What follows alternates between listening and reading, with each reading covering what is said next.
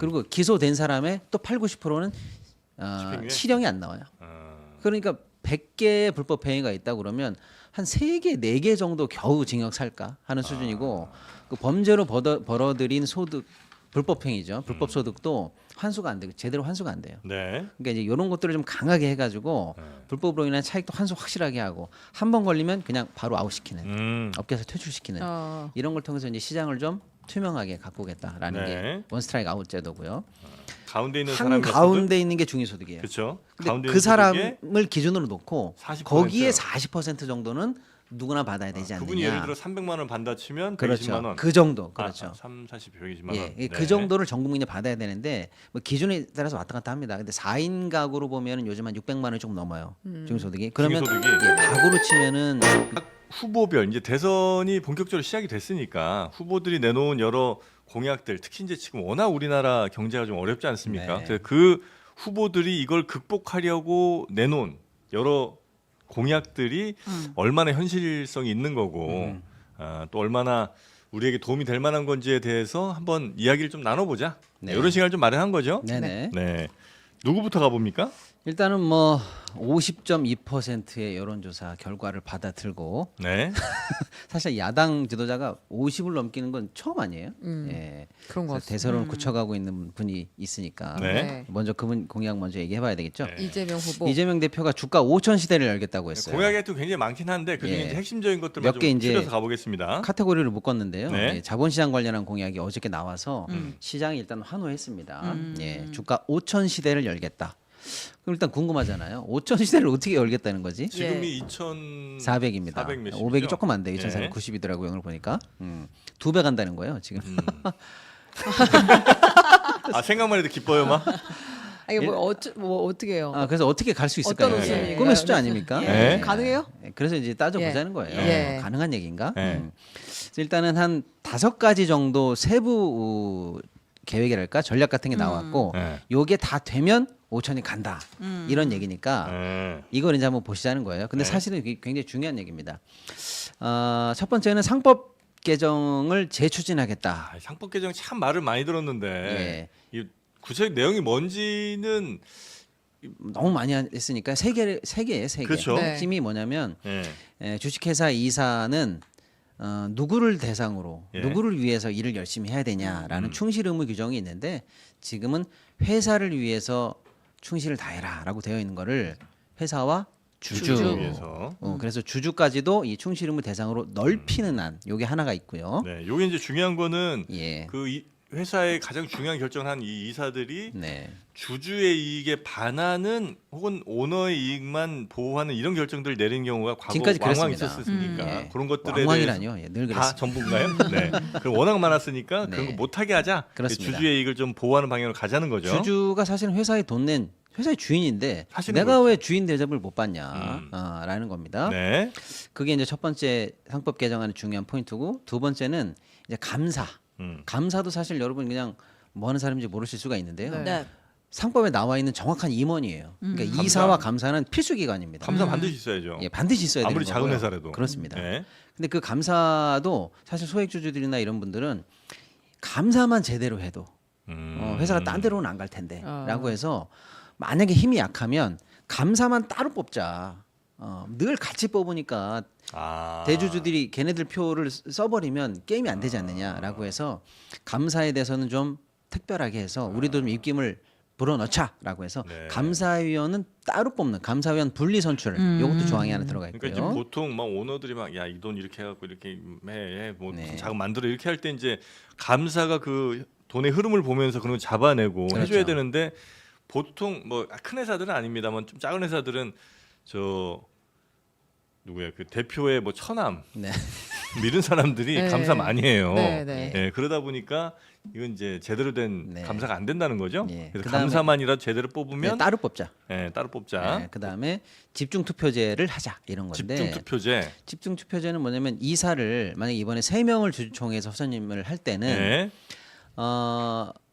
예를 들어서 소액 주주들이 49, 네. 대주주가 51이라고 해볼게요. 네. 그럼 3명을 뽑든 10명을 뽑든 무조건 A라는 사람 찬성이야 반대야. 그러면 50일 찬성, B도 50일 찬성으로 끝날 거 아니에요. 대주주 네. 마음대로죠 사실. 대주주 맘대로예요. 예. 그러면 영원히 50일이 없는 주주들은 자기가 원하는 임원을 만들 수가 없어요. 그러니까 이번에 3명 뽑는다. 그러면 뭐 예를 들어서 우리가 가진 표가 30%야. 그러면 한 명한테 우리가 여기 한 표, 여기 한 표, 여기 한 표 줄 것을 여기도 우린 표 안 해. 여기도 투표 안 해. 마지막 C한테 우리가 하나, 둘, 세 표 쓸 거를 몰아서 세 표를 몰아준다? 왕창 써버릴게. 그러면 마지막에 우리 한 사람에 대해서는 대주주하고 붙어도 이길 수 있어.라고 해서 우리 표를 지는 사람한테 말고 우리가 미는 사람한테 몰아서 집중적으로 쓰겠다라고 하는 게 집중 투표제입니다. 네네네. 이게 이제 되면은 소액주주들은 자기가 원하는 사람을 적어도 한두 명은 이사회에 진입시킬 수 있는 거죠.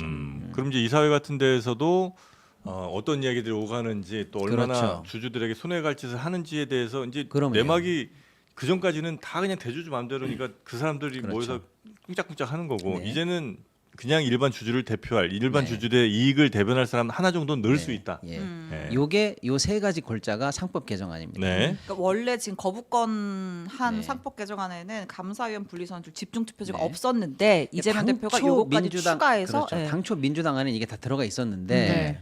하도 국힘이 반대하니까 뺀 거예요. 요거 두 개는 빼가지고 재의결해 볼까 이렇게 네. 했었는데 그것마저도 지난주에 국힘의 반대로 국회에서 3분의 2가 안 됐어요. 네. 그러니까 다음번에 추진할 때는 야 다 넣어. 아. 원래대로 더 세게 더 세게 가. 네. 이게 이제 상법 개정안으로 간다는 네. 거고.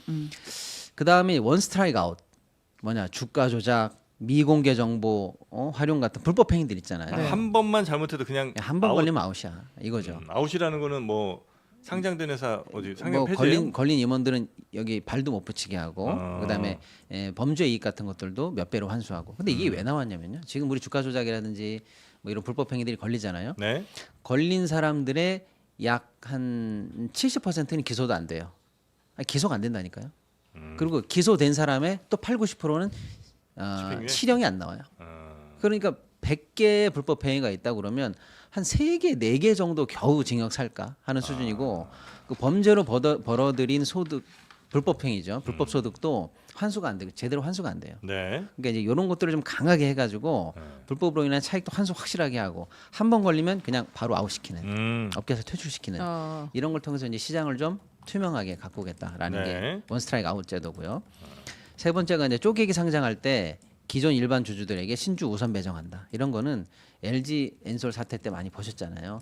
주주들이 5년 10년간 투자해 놨는데 결국에 마지막에 열매를 딸 때 갑자기 이거 기업 분할하면서 기존에 있던 주주들은 뒤통수 치고 재벌들 오너들만 네네. 이득을 보는 이런 것들을 이제 그런 거 막기 위한 있고 것들. 또 뭐 외국인 투자 환경 개선하고 저 PBR 네. 주식 정리 등등 해갖고 이걸 하여튼 좀 묶으면 주가 5천 갈 수 있다. 5천 갈 수 있다. 근데 이 아. 로직이 뭘까 제가 예. 궁금했는데 이거더라고요. 이제 다른 것들은 시장을 매력적으로 만드는 조치였더라고요. 그런데 이제 마지막에 이제 저 PBR 주식을 정리한다는 건 뭐냐면 회사를 딱 오늘 청산해. 그러면 다 팔아가지고 청산하는 가치보다도 지금 현재 시총이 안 돼. 그거는 웃기는 회사 아니겠습니까? 근데 지금 우리나라 평균 PBR이 0.8 정도밖에 안 된다.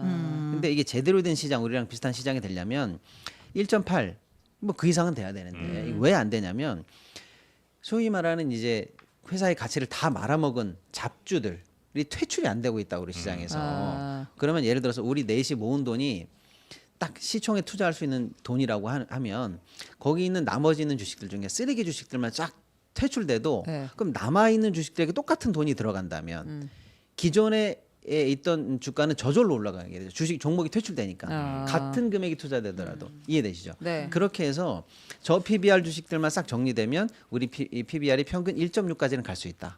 그러면 앉은 자리에서 시총이 이 정도 간다. 근데 아주 기초적인 질문인데 몰라서. 그렇죠. 그럼 예. 들고 있던 사람은 어떻게 되는 거예요? 그러니까 그게 집에 제일 가는 큰 겁니다. 문제예요. 저 예. PBR 주식이라도 어쨌든 나는 네. 영원히 함께 하고 싶은데 이거 그냥 퇴출시켜 버리면. 그러니까 이제 네. 사실 퇴출 조건이 지금도 있어요. 네. 뭐 몇 년 이상 뭐 적자가 계속 이어지거나 이런 회사들이 있거든요. 얼마 이상 안 되고. 근데 그 회사들을 이제 퇴출하려고 하잖아요. 거래소에서. 원래 그 조건에 맞으니까. 그러면 이제 그 회사 주주분들이 그 KRX 한국 거래소로 네. 갑니다. 이 피켓을 들죠. 네. 그래서 계속 그 거길 뱅뱅 돕니다. 네. 아. 그러면 KRX 그러니까 거래소에서 그 퇴출을 못 시켜요. 네. 왜냐면 퇴출을 시킨다는 거는 이게 완전 시장 가치가 휴지 영원히 조각된다는 된다는 거죠. 거잖아요. 그렇죠. 어쨌든 내가 단돈 얼마라도 들고 있으려고 했고 희망을 가져보려고 네, 했는데 네, 네. 그거 싹 다 없애버리면 그러니까 이분들은 사실은 그냥 이건 당연히 이래야 된다고 그러니까 그런 저평가 아니 그러니까 그런 아주 저 잡주들은 없어져야 된다고 생각하는 게 이제 우리 일반적인 사람들의 생각인데 이분들은 직접 이해관계자잖아요. 네. 내가 직접 그 주식 들고 있는 사람이라 네. 그분들 입장에서는 내가 하다못해 내가 지금 100만 원이라도 지금 있는 건데 이거마저 날아가게 네, 되니까 네. 목숨 걸고 이건 반대하거든요. 그러니까 이게 이런 네. 회사들 퇴출이 안 되더라고요. 그렇습니다. 사실은 상장할 때 상장 요건이 있죠. 우리가 아무 주식이나 시장에 오서 받아주지 않잖아요. 그 받아주는 요건을 충족해야 상장이 되는데 그 상장 요건이 그렇게 까다로운데 네. 웃기는 게 뭐냐면 상장하고 나서 회사가 쓰레기가 됐어. 아. 그러면 상장 요건보다도 밑으로 갔으면 이건 당연히 퇴출돼야 되잖아요. 네. 원래 진입이 안 되는 수준이어야 정상인데 네. 진입했다는 이유로 그 다음에 쓰레기가 돼도 퇴출이 안 되니까 이걸 소위 말하는 유령 주식이 되고 동전주가 아. 되고 하는 거예요. 근데 왜 퇴출 못 시키냐? 방금 우리 최 기자님 말씀처럼 내 주식이니까 살려만 줘. 언젠가 살아날 수 있지 않겠니? 네. 살려만 줘. 희망 끊지 마. 끊지 마 이건데 문제는 뭐냐? 그러다 보니까 그 주식이 쓰레기인지 아닌지 모르는 사람들은요. 그 시장에 들어와서 계속 헛된 그런 걸 풍문이나 사- 이런 것 때문에 또 사기도 하고 하니까 퇴출이 안 되는 거예요. 퇴출돼야죠, 사실. 그래서 사실은 이 정도면은 아예 나가야 되는 주식들이 엄청 많아요. 그래서 그걸 깔끔하게 상장 요건대로 네. 퇴출 요건대로만 집행을 해라. 맨날 그 민원에 휘둘려 가지고 마음 네. 약해지지 말고 그렇게만 하더라도 퇴출되는 애들만 나가면 나머지 있는 애들이 지금 시총을 나눠 갖기만 해도 저절로 주가가 올라간다. 올라간다. 그건 그, 맞죠. 그 올라가니까. 로직이더라고요. 네. 근데 이제 이거를 굳이 한 말씀 더 드리면 시장을 매력적으로 만드는 조치, 전 패부를 정확히 찔렀다고 봐요. 개인 투자자들 엄청 환호하고 있어요. 이 얘기에 대해서. 근데 다만 5천 시대를 만들겠다는 거는 네. 우리가 지금 가본 적이 없는 거고 네. 단순히 이런 시장을 매력적으로 만드는 조치만으로 가능하냐 그렇지 않잖아요. 주가라는 게 대외적 변수, 대내적 변수도 네, 있고 네, 네. 기업들이 성장해야 되는 여러 가지 요소가 있는데 결론적으로 시장 조치, 시장 매력적인 이 구조만 만든다고 해서 5천이 가는 건 아닌데 그래서 이제 딱 둘로 나눠보자. 내용은 좋은데 5천 시대는 좀 너무 멀다. 정치적 수사다. 갈 길이 레토릭이다. 멀다. 이렇게 알겠습니다. 좀 짚어봅니다. 네. 그리고 3, 4, 5 성장 전략 이런 것도 있는데 이건 뭡니까? 3, 4, 5 성장 네, 전략. 3% 잠재 성장률, 예. 4대 수출 강국, 예. 1인당 국민 소득 5만 달러. 네. 근데 이게 되게 부호가 어디서 많이 들어. 많이 들어본 네. 거죠. 예, 들어본 냄새가 납니다. 네. 예, 이건 이재명 대표 본인 멘트로 하지는 않았고 네. 싱크탱크가 출범이 됐어요. 네. 뭐 성장과 통합인가가 예. 출범됐는데 통합하고 나서 바로 나온 얘기가 이거예요. 3, 4, 5. 예, 그래서 이게 이재명 표 싱크탱크가 내놓은 회심의 카드 아니냐 이렇게 해서 회심? 이제 얘기하고 있는데 지금 우리 잠재 성장률이 처참한 수준으로 네. 떨어졌거든요. 네. 지금 맞죠. 1점대입니다. 네. 1점대예요. 이거를 적어도 3%까지 올려보겠다라는 건데 사실상 2배 올린다는 거예요. 지금 수준에서 그렇죠. 비하면요. 그리고 지금 현재 우리가 수출 세계 6위입니다. 근데 이거를 제끼고 4위까지? 4위까지 올려보겠다라는 아. 거고 현재 우리 1인당 국민소득이 채 4만이 안 되거든요. 네. 그러면 이 5만은 어떻게 하느냐? 3% 올리고 4대 수출 강국으로 올라가면 요거는 저절로 달성되는 따라온다? 수치, 따라가는 아. 수치. 이렇게 해서 3, 4, 5가 이재명표 성장 공약이에요. 근데 요새도 막 예. 국민 소득과 수출 강국 이런 걸 사람들이 좋아하나요? 뭐 정확해. 그래서 이 비판은 뭐냐면 네. 내용과 상관없이 네. 네. 아 올드해. 네.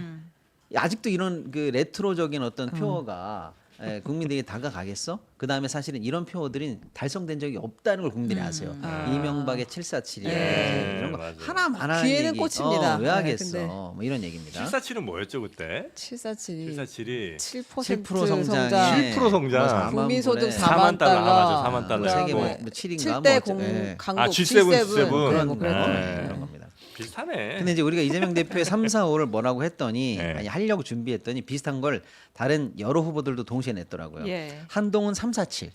그건 뭐 3, 4, 3, 7은 4, 뭐예요? 5가 아니고 3, 4, 7. 7은 뭐예요? 한동훈은 AI를 G7 AI 관련해서 3강으로 만들겠다가 G3. 3. G3. 아, AI AI 3강. G3. 3강. 아. 네. 현재 우리가 한 6위권 됩니다. 네. 이걸 아, 그래도 3강으로 훌륭하네요. 올리겠다. 6위권이네요. 네. 아, 근데 이거는 3위, 4위 넘어가면 의미가 없어요. 근데 1등이 미국이고 2등이 중국인 거잖아요. 우리가 3위를 그러니까 원래 3등은 붙어줬어요. 가졌다. 네. 아. 지금 6위로 떨어졌다는 건 사실상 의미 없는 건데 네. 3위까지 올리겠다는 거고 국민소득 4만 달러. 이건 4가 대통합이네. 4예요. 4. 네. 이건 조금만 하면 되죠. 그럼 7이 뭐냐? 중산층을 70%까지 확대하겠다. 아, 3, 3, 4, 4, 7. 7이에요. 예. 3, 4, 7.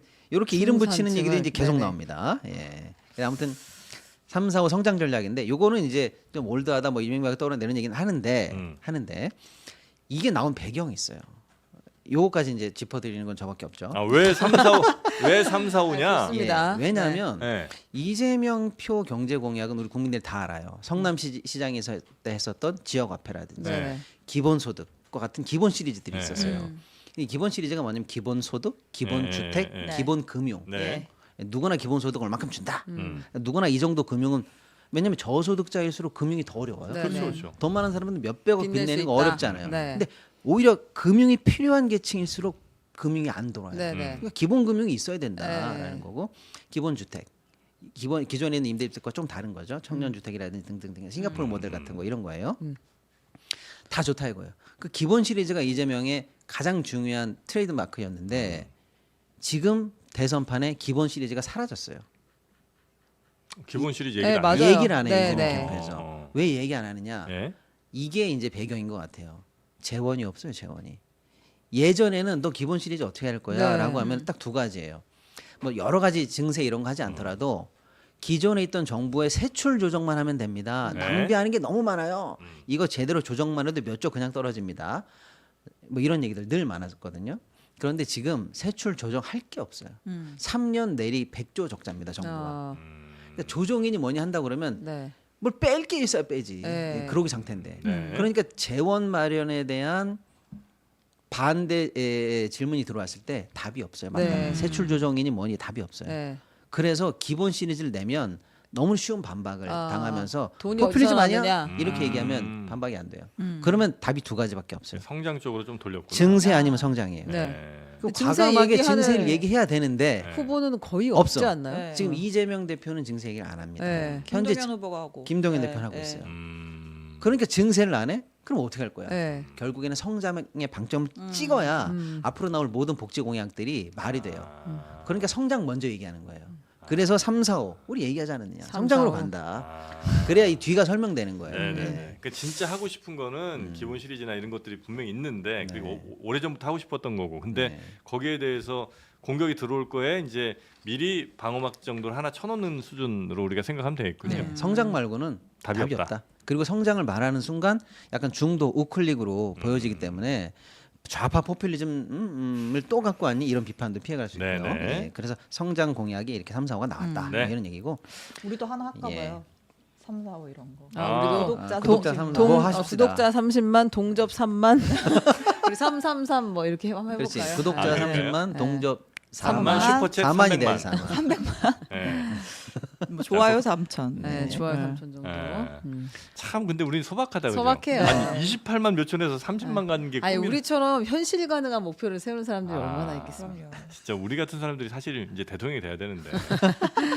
333. 자, 여튼 이명박 후보의 이명박 후보래. 이재명 후보의 네. 요 경제 공약들 보고 있고 하나만 더 보죠. 뭐 AI 100조 투자. AI 100조 투자 사이즈가 100조 이렇게 딱 나와서 깜짝 놀라셨을 네. 텐데 대통령 현재 직속에 국가인공지능위원회가 있어요. 예. 이걸 가지고 AI 시대를 이끌어가라고 했는데 유명무실해야 되지 않았느냐. 네. 나 그거 강화하겠다 이거고 국가 AI 클러스터를 직접 만들겠다라고 하는 지금 광주에 하나 있습니다. 근데 AI 클러스터가 있는데 네. 지금 GPU도 몇 개 있어요. 네. 있는데 사놓으면 뭐해? 운영 예산이 끊겼네. 아. 그래서 GPU가 있는데 놀고 있어 그나마 있는 아. 것도 GPU도. 그래요. 네, 그러니까 국가 AI 직접 클러스터를 만들겠다라고 하니까 지금 이 클러스터는 사실 필요하잖아요. 네. 왜냐하면 우리가 국가적으로 지금 현재 AI 관련한 칩이 모자라잖아요. 그걸 민간 네가 사라 그럼 못 사요. 지금 2, 3천 개밖에 없거든요. 그러니까 국가가 사서 이걸 개발하고 싶은 사람들이 이용할 수 있도록 해야 되는데 지금 있는 광주에 있는 센터로도 모자라요. 그럼 이거 어디다 유치할 거야?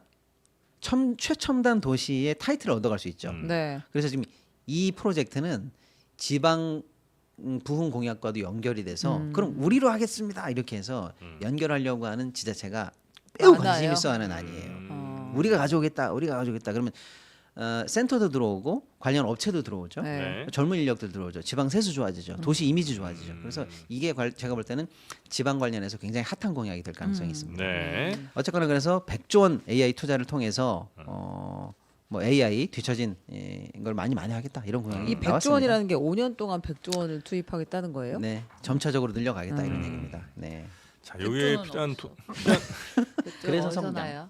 필요한 돈이 그래서 3, 4호가 또 있는 거죠. 네. 예, 그리기도 하고 요 100조를 그럼 어디서 나올 거야? 예. 언제 성장해서 언제 만들 거야라고 예. 할 때 국민 펀드라는 안이 좀 들어옵니다. 그래서 예를 들어서 이거는 사실 우리가 민간이 예를 들어서 AI 관련해서 어마어마하게 회사가 성공했어. 그럼 갑자기 엔비디아 같은 기업이 될 수 있잖아요. 될 수 있지 않을까요? 네. 네. 그러면 그 민간이 그 이익을 다 가져가잖아요. 네. 그런데 사실은 그 민간 기업이 그 정도까지 크려면 아까 얘기한 것처럼 국가가 GPU도 제공해 줄 거고 네. 수많은 인력들이나 인프라도 깔릴 건데 그 이걸 왜 민간이 다 먹느냐? 처음부터 아예 재원도 국민 펀드로 조성하자라는 게 여기에 세트로 딸려 있는 공약이에요.